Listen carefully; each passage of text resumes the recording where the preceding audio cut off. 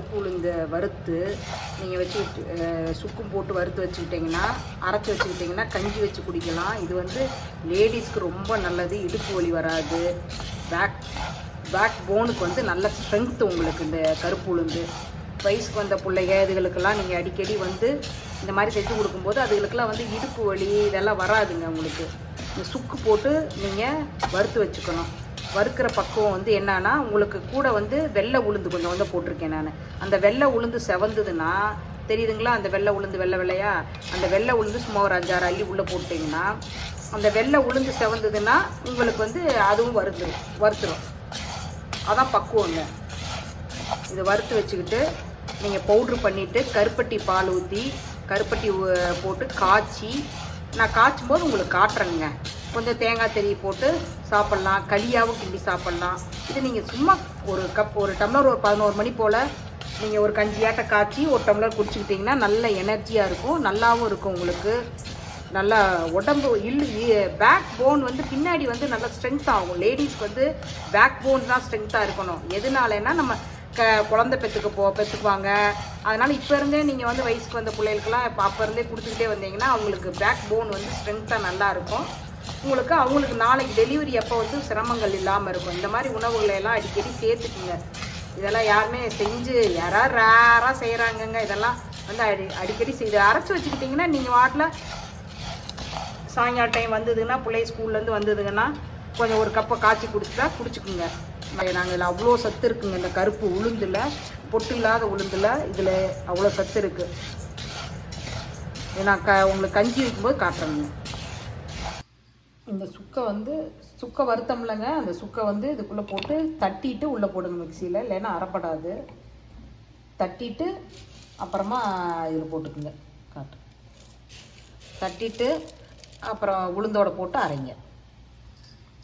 சுக்கு போட்டு இந்த மாதிரி அரைச்சிக்குங்க. ரொம்ப நைஸாகவும் அரைக்க வேண்டியதில்லை. கரக்கரன்னு அரைச்சிடாதீங்க. தொட்டிங்கன்னா லேஸ் கரகரப்பு இருக்கிற மாதிரி அரைச்சிக்கங்க. அப்போ குடிக்கிறதுக்கு கொஞ்சம் நல்லாயிருக்கு. இல்லைன்னா ரொம்ப நைஸாக அரைச்சிட்டிங்கன்னா அது குடிக்கிறதுக்கு ஒரு மாதிரி இருக்கும். கொஞ்சம் லேஸ் பரபரப்பு பாருங்கள். இந்த பக்குவத்துக்கு அரைச்சிக்கங்க. நீ கஞ்சி காய்ச்சும் போது இப்போ காட்டுறேன். வீட்டில் எத்தனை பேர் இருக்காங்களோ ஆளுக்கு ஒரு டம்ளர் கணக்கில் ஊற்றுங்க.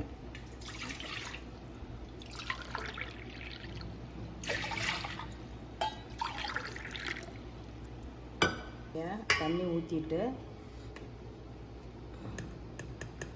ஒவ்வொருத்தருக்கும் இந்த மாதிரி ஒரு கரண்டி ஒரு கரண்டி ஸ்பூனில் பார்த்தீங்கன்னா ஒரு 4 ஸ்பூன் கணக்குக்கு வரும்.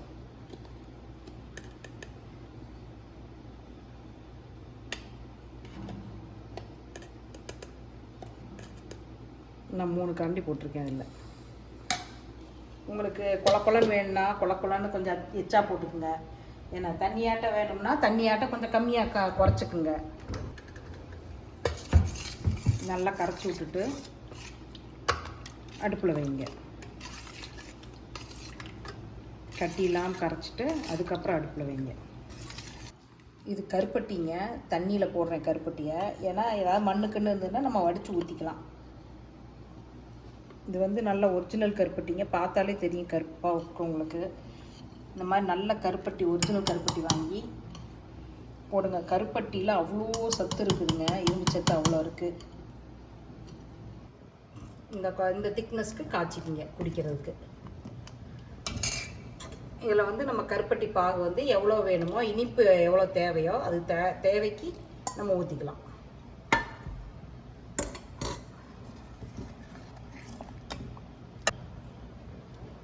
இதில் தேங்காய் பூ போட்டுக்குங்க.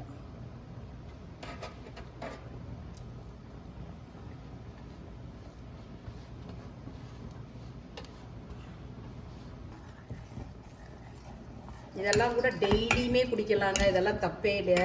ஏன்னா டெய்லியுமே இதை நீங்கள் காய்ச்சி டெய்லியுமே கொடுக்கலாம். நல்லா கன்சீவாக இருக்காங்க பார்த்தீங்களா? ஏன்னா அவங்களுக்கு வந்து இது ரொம்ப நல்லது. ஏன்னா அவங்களுக்கு வந்து இடுப்பு பலம் வேணும். அந்த இடுப்பு பலம் இருந்தால் தான் அவங்களுக்கு சுகப்பிரசவம்லாம் ஆகும்.